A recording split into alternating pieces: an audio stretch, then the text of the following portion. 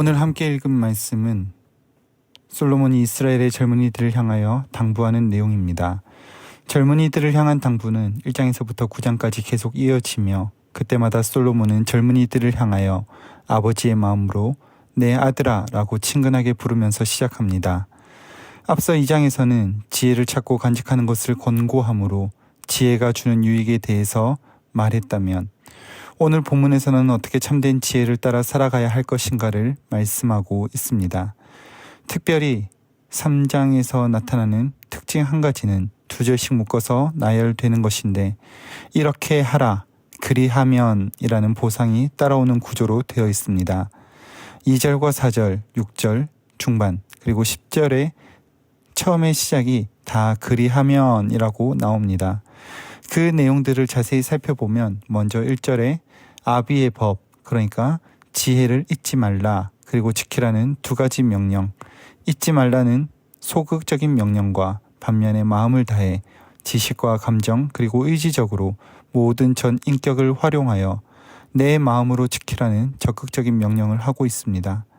그렇게 지키면 그 결과 2절에서 그리하면 너의 날들이 길 것이며 평강이 더할 것이다 라고 말씀합니다. 날들이 길 것이다 라고 하는 의미는 지혜가 주는 유익이 단순하게 이 땅에서 아무런 목적이 없이 긴 삶을 누리는 것이 아니라 히브리어로 날들이라고 번역된 하이임, 이 단어는 생명 혹은 활력으로 생명, 활력이 넘치게, 다시 말해서 가치 있는 일들을 이루는 삶을 약속하는 말씀입니다. 이어지는 평강의 약속은 개인의 만족의 차원이 아니라 참된 지혜이신 하나님을 따를 때에 하나님과 우리 사이에 일어나는 평강, 그리고 우리와 이웃 사이에서 일어나는 완전한 샬롬에 대해서 말씀하는 것입니다. 두 번째 3절에서 인자와 진리를 목에 메고 마음에 새기라, 그리하면 4절에서 하나님과 사람 앞에서 은총과 귀히 여김을 받는다라고 말씀하고 있습니다.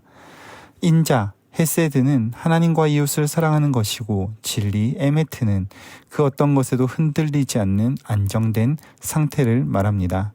하나님이 주신 은혜가 바로 헤세드와 에메트인데 이것을 삶으로 살아가는 사람들에게 당연하게 주어지는 결과가 바로 4절에서 말씀하시는 것처럼 하나님과 사람 앞에서 받는 은총과 귀히 여김입니다.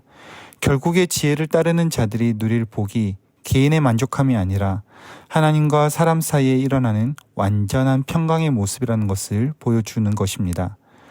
5절과 6절에서는 지혜를 따르는 방법을 하나님을 신뢰하고 인정하고 인도하시는 하나님을 의지하는 것임을 말씀합니다. 그렇게 할 때 그리하면 하나님께서는 그 사람의 길, 그 사람의 인생을 인도하실 것이라는 것을 말씀하십니다. 하나님을 따르는 자들이 결국에 걷게 되는 것은 자신의 어리석은 계획이 아니라 평생을 인도하시는 하나님이 예비하신 길을 걷게 되는 것입니다. 7절과 8절은 스스로 지혜롭게 여기는 악함에서 떠나 온전하게 여호와 하나님을 경외하라고 권면합니다. 그리하면이라고 하는 말은 등장하지 않지만 이것이라는 접속사로 그렇게 하게 해서 떠나 여호와를 온전히 경외하면 내 몸에 양약이 되어 골수를 윤택하게 한다라고 말씀합니다. 이는 바른 신앙의 모습이 그 끼치는 영향이 영적인 측면에서 뿐만이 아니라 육적인 측면에도 영향을 끼친다는 것을 말씀하고 있습니다. 다시 말해 하나님은 출애굽한 이스라엘 백성들에게 말씀하셨듯이 그분이 치료하시는 하나님 여호와 라파라고 하는 것을 솔로몬을 통해 말씀하고 있는 것입니다. 마지막 9절과 10절에서는 내 재물과 소산의 처음 익은 열매로 여호와를 공경하라라고 말씀합니다.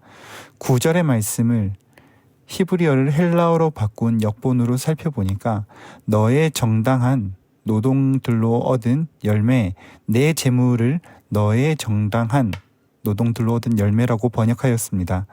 이는 가장 좋은 것을 하나님께 드린다는 의미와 동시에 하나님께 드리는 것은 정당한 노동의 결과, 즉 자기의 손으로 수고한 것을 의미합니다. 그렇게 행할 때 10절에서 하나님께서 채우실 것을 경험하게 되는 것입니다. 내가 하는 것이 아니라 하나님의 채우심을 경험하는 인생으로 살아가게 된다라는 말씀을 하고 있는 것입니다. 이처럼 하나님의 말씀을 따르는 자들에게 하나님께서 주시는 복을 열거함으로 하나님을 따를 것을 촉구하고 있습니다. 오늘 말씀을 통해서 하나님의 말씀을 따라 살아가는 한 가지 방법을 살펴보고 그렇게 살아감으로 참된 평강, 샬롬의 은혜가 있으시기를 간절히 소망합니다. 하나님의 말씀을 따라 살아가는 한 가지 방법은 내 방법이 아닌 하나님의 방법을 따르는 것입니다. 오늘 성경 본문에서는 무엇을 하면 그리하면 주시고 인도하시고 채우시는 것을 말씀하고 있습니다.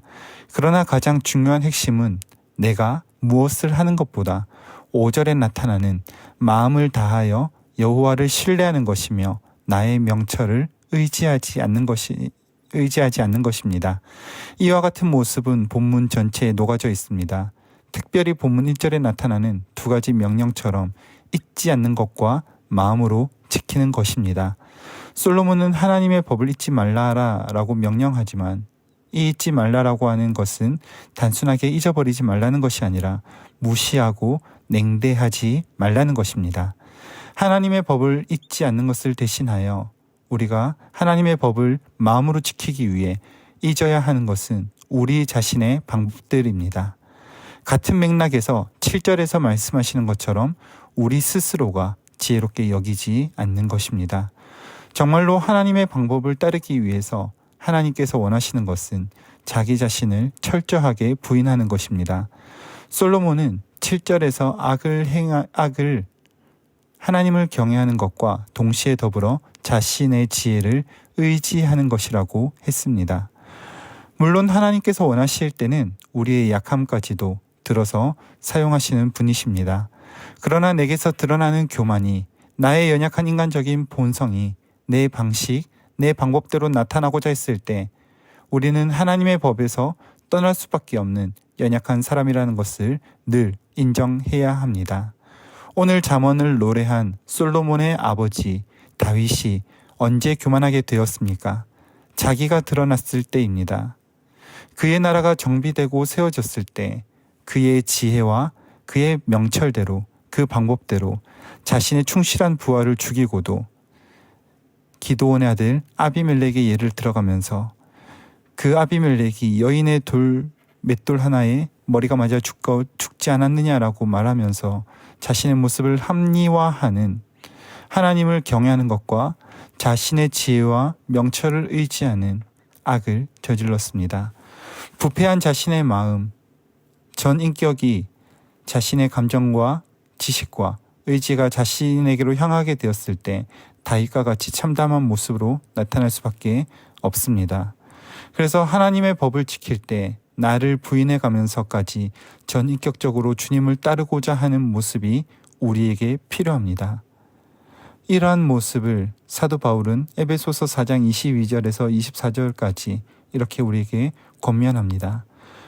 너희는 유혹의 욕심을 따라 썩어져가는 구습을 따르는 옛사람을 벗어버리고 오직 너희의 심령이 새롭게 되어 하나님을 따라 의와 진리의 거룩함으로 지으심을 받은 새 사람을 입으라.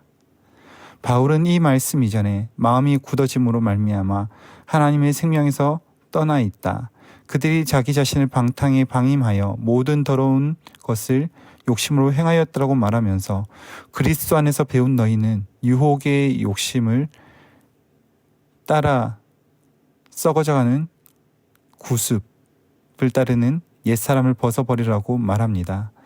주 안에서 사랑하는 성도 여러분, 오늘 하나님께서는 그의 법과 지혜를 우리에게 주시며 4절에서 말씀하신 것 같이 그 지혜를 따라 하나님과 사람 앞에서 은총을 받는 자로 불러주셨습니다. 귀히 여김을 받는 자들로 불러주셨습니다.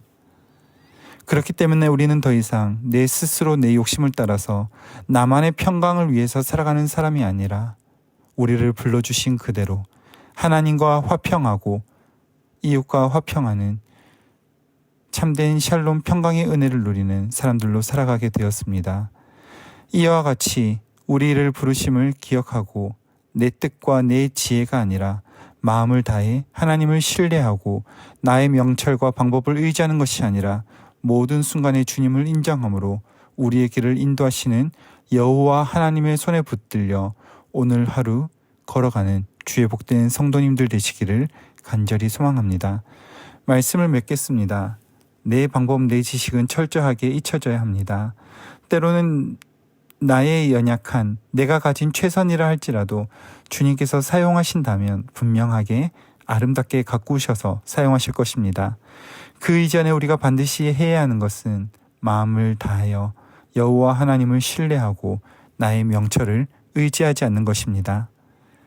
이것을 결단하며 오늘 하루 살아가실 때 내 능력, 내 힘으로 살아가는 것이 아니라 하나님의 지혜로 살아가며 하나님이 주신 마음으로 우리에게 주신 사람들과 화평하며 오늘 우리에게 주신 시간들을 선용하여 하나님께 영광 올려드리는 모든 성도님들의 삶이 되시기를 간절히 소망합니다.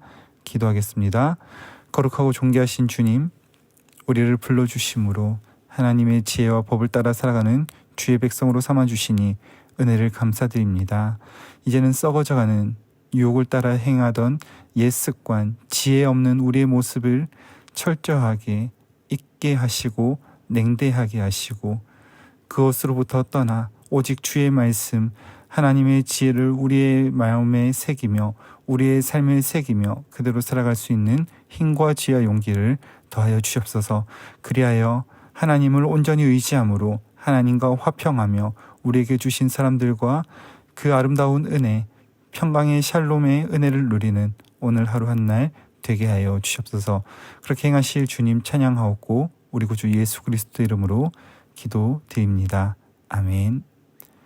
이 시간 함께 기도하실 때 주신 말씀을 붙들고 기도하시고 주간 기도 제목에 따라 모든 소그룹 모임을 위해서 다락방 모임, 전도회, 모든 모임들마다 예수 안에서 한 가족과 같이 은혜를 나누는 모임이 되게 하시고 우리 교회 안에 소외되는 영혼 하나도 없는 사랑 많은 가정 같은 교회가 되도록 기도하시겠습니다. 다락방을 섬기시는 순장님들과 교회를 책임지시고 섬기시는 장로님들을 위해서 코로나19의 빠른 종식을 위해서 기도하시고 합심 제목과 개인적인 제목으로 기도하시다가 각자의 처소로 돌아가시겠습니다. 함께 기도하겠습니다.